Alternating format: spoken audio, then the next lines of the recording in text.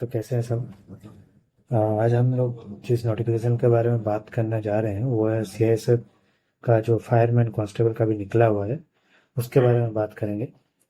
तो कुछ चीज़ें, ये फॉर्म फिलअप करने से पहले आपको जानना बहुत ही ज़्यादा ज़रूरी है, वरना आपका फॉर्म रिजेक्ट भी हो सकता है। तो कृपया ध्यान से इसको सुने और वीडियो को पूरा देखें ताकि आपको कंप्लीट नॉलेज हो बिफोर एप्लीकेशन। ऐसा नहीं है कि अप्लाई करने से पहले आपने एक गलती कर दी और आपका फॉर्म रिजेक्ट हो जाए। सो चलिए शुरू करते हैं। ये जो प्रोसेस है ये स्टार्ट होगा 31 अगस्त से, यहाँ पे आप देख सकते हैं, और जो इसका लास्ट डेट है वो है 30 सितंबर 2024 रात के 11 बजे तक। और ये जो फॉर्म फिलअप कर सकते हैं वो मेनली मेल ही कर सकते हैं, इसमें फीमेल कैंडिडेट्स नहीं अप्लाई कर सकते हैं, तो इस बात का ध्यान रखें। तो आगे जो इसका हम बात करेंगे कि इसमें क्या क्या स्टेप्स होगा जिसके जरिए ये पूरा रिक्रूटमेंट प्रोसेस कंप्लीट होगा। तो चलिए देखते हैं। सबसे पहले आपका होगा फिजिकल एफिशिएंसी टेस्ट या और फिजिकल स्टैंडर्ड टेस्ट। ठीक है, उसके बाद आपका डॉक्यूमेंट वेरिफिकेशन होगा। तो ये जो आपका हो रहा है फिजिकल एफिशिएंसी टेस्ट, जिसको हम पीईटी भी बोलते हैं, और पीएसटी फिजिकल स्टैंडर्ड टेस्ट और डॉक्यूमेंट वेरिफिकेशन, ये तीनों जो है ना आपका एक साथ ही होगा, अलग अलग से नहीं बुलाएगा। एक ही बार बुला के फिर इसमें आपको फाइनली डॉक्यूमेंट वेरिफिकेशन जब कंप्लीट हो जाएगा तब आप फिट। उसके बाद आपका नेक्स्ट स्टेप होगा रिटन एग्जामिनेशन, जो कि अभी तक डिसाइडेड नहीं है कि ओएमआर बेस्ड होगा या फिर सीबीटी, दोनों में से कोई एक हो सकता है। अब ये जब आप रिटन एग्जामिनेशन क्वालिफाई कर लेंगे तो उसके बाद आपका होगा next stage detailed medical examination और रिव्यू मेडिकल एग्जामिनेशन। तो ये हो गया आपका स्टेप्स। एजुकेशनल क्वालिफिकेशन का अगर हम बात करें तो इसमें जो बच्चा क्लास 12th में साइंस लेकर पास आउट हुआ है सिर्फ वही लोग इस पे अप्लाई कर सकते हैं। तो ये एक बहुत ही प्लस पॉइंट है उन बच्चों के लिए जो 12th में साइंस लेके पढ़े हैं। तो इस हिसाब से कंपटीशन थोड़ा कम होगा, ये आपको ध्यान देने वाली बात है। इसके अगर एज लिमिट की बात करें तो ये है 18 to 23 ईयर्स। आपका जो एज रिलैक्सेशन दिया जाता है वो सेम वही दिया जाएगा, SC ST के लिए 5 ईयर्स और ओबीसी के लिए 3 ईयर्स। बाकी एक सर्विसमैन का भी एज में छूट मिलेगा। और ये जो 1984 का जो कम्युनल राइट्स हुआ था 2002 में, और कम्युनल राइट्स जो आपका हुआ था 2002 में गुजरात में, इन लोगों को भी इस हिसाब से एज में छूट मिलेगी। अब आगे जो बात है वो देखते हैं।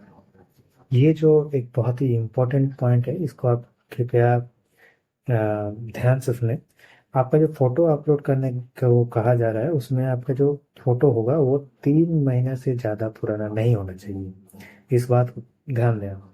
और वो जो आपका डिजी स्टेट पे आपका वो फोटो क्लिक हुआ रहेगा ना, वो फोटो के ऊपर प्रिंट होना चाहिए, date printed on the photograph. इस चीज़ को मतलब आप बिल्कुल भी नज़रअंदाज ना करें, वरना आपका फोटो रिजेक्ट भी हो सकता है। इस चीज़ को ध्यान दें। दूसरा जो आपका है अपलोड सिग्नेचर, वो तो आपका एज यूजल जो आप बाकी सब एग्जाम्स में भरते हैं वैसा ही सेम प्रोसेस है। इस फॉर्म फिलअप के प्रोसेस में आपको आपका जो डॉक्यूमेंट्स है, जैसे मेट्रिकुलेशन और सीनियर सेकेंडरी, मतलब जिसको हम +2 बोलते हैं, उसका भी डॉक्यूमेंट्स आपको पीडीएफ फॉर्मेट में अपलोड करना होगा। और उसके अलावा अगर कुछ अगर अपलोड करते हैं तो भी आपका फॉर्म रिजेक्ट हो सकता है। अगर हम फीस की बात करें तो उसके लिए आपको 100 रुपीज़ पे करना है।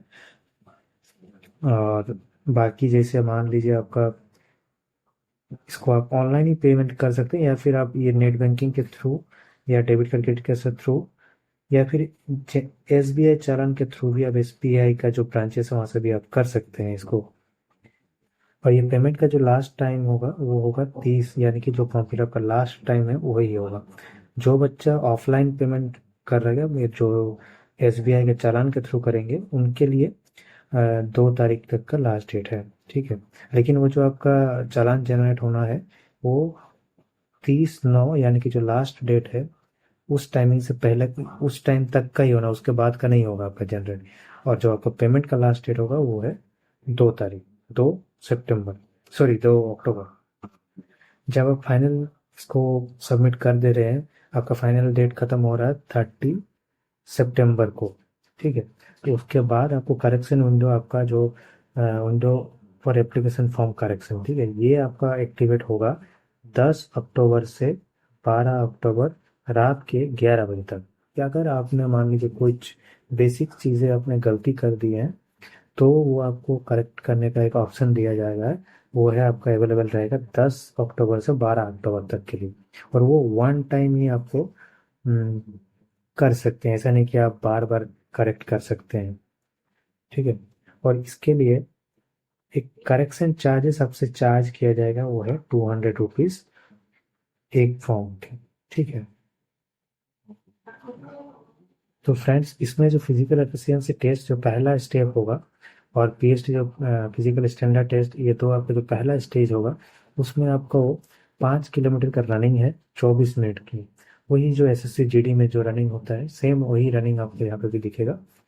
साथ में जो फिजिकल आपका जो स्टैंडर्ड टेस्ट होगा उसमें आपका जो हाइट चेस्ट होगा, हाइट आपका मिनिमम होना चाहिए 170 सेंटीमीटर। ठीक है। और आपका चेस्ट जो है वो 80 से 85 सेंटीमीटर, मतलब 80 सेंटीमीटर का बिना फुलाए और फुला 5 सेंटीमीटर फुला के आपको 85 तक मिनिमम आपको जाना है। ठीक है। और एज इसमें भी आपका हाइट चेस्ट में रिलैक्सेशन दिया जाता है। जो लोग गढ़वाल रीजन से, कुमाऊं, हिमाचल प्रदेश, गोरखा, डोगरा, मराठा, सिक्किमीज, लद्दाख, कश्मीर वैली और जो जम्मू कश्मीर का जो जम्मू कश्मीर और नॉर्दर्न स्टेट्स, इस नॉर्थ ईस्ट स्टेट जो है आपका सेवन सिस्टर्स, वहाँ के लोगों के लिए आपका हाइट मिनिमम हाइट जो चाहिए वो 165 सेंटीमीटर है। और उन लोग का चेस्ट मिनिमम है 78, फुला के 83 तक। अगर हम रिटर्न एग्जाम का बात करें तो उसमें आपका जो मार्क्स रहेगा वो टोटल आपका 100 मार्क्स का एग्जाम होगा। ठीक है। जिसमें से जो रीजनिंग और जीआई होगा वो आपका 25 मार्क्स का होगा। ठीक है। जो आपका जनरल नॉलेज एंड अवेयरनेस होगा उसका 25 मार्क्स होगा जीएस का। और मैथ होगा आपका 25 मार्क्स का। इसके बाद आपका जो एक काइंड ऑफ ऑप्शनल बोल सकते हैं लैंग्वेज होता है, इंग्लिश या हिंदी दोनों में से किसी एक को आपको चूज करना होगा और उसका होगा आपका 25 मार्क्स। तो आपके पास हो जाएगा 100 मार्क्स। टाइम आपको मिलेगा 120 मिनट। आपका जैसे एस एस जी डी में हिसाब से, एस एस जी डी के हिसाब से ये काफ़ी अच्छा आपको ऑप्शंस दिखेगा, क्योंकि इसमें आपको मान लीजिए 100 मार्क्स का एग्जाम है, वहीं पे आपको 120 मिनट यानी कि 2 घंटा आपको टाइम मिल रहा है। तो ये एक बहुत ही अच्छी चीज़ है। और एक इम्पोर्टेंट चीज़ दोस्तों, ये जो भी आपका पेपर्स होगा, जैसे मान लीजिए मैथ हो गया, इंग्लिश हिंदी हो गया, ये सब आपका ना 12th बेसिस के ऊपर होगा। ऐसा नहीं कि बाकी हम जैसे एसएससी जीडी का अगर बात करें तो उसमें आपका क्या होता है 10th बेसिस पे वहाँ पे लिखा रहता है कि आपका जो एग्जाम होगा 10th बेसिस के ऊपर होगा, 10th बेसिस का सिलेबस के ऊपर। लेकिन यहाँ पे जो है वो आपका 12th बेसिस पे होगा। इसका अगर आपको मैं दिखा दूँ, ये देखिए यहाँ पे आप देख सकते हैं the questions in the written examination will be of 12th standard. Specifically यहाँ पे लिखा हुआ है साइंस सब्जेक्ट। तो साइंस सब्जेक्ट आपका यहाँ पे कौन सा आ रहा है, जो आपका एलिमेंट्री मैथमेटिक्स हो गया। और जीएस में भी आपका जो भी साइंस रिलेटेड जो क्वेश्चंस होगा बनेगा, वहाँ पे आपको 12th का स्टैंडर्ड ही मिलेगा।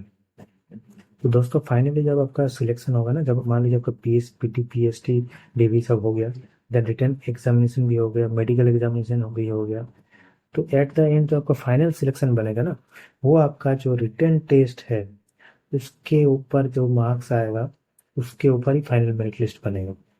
तो दोस्तों आप कृपा करके अभी से तैयारी में लग जाए। इसका एग्ज़ाम आप एक्सपेक्ट कर सकते हैं, आज अभी हो गया आपका, मान लीजिए ख़त्म होगा इसका एक फॉर्म फिलअप 30 सितंबर में। तो आप एक्सपेक्ट कर सकते हैं इसका जनवरी टू फेब में आपका रिटन एग्ज़ाम हो जाएगा। तो उससे पहले ही आपका होगा मान लीजिए फिजिकल और पीएसपीटी पीएसटी। तो जनवरी या फेब में आपका रिटर्न लगभग आपका होने का बहुत ज़्यादा चांसेस है। तो उस हिसाब से आप फिजिकल के लिए तैयारी कर दीजिए। देन साथ ही साथ आपका रिटर्न के लिए भी आपको तैयार होना पड़ेगा। ठीक है दोस्तों, जो आपका इम्पोर्टेंट चीज़ें था वो हमने इस वीडियो में डिस्कस किया।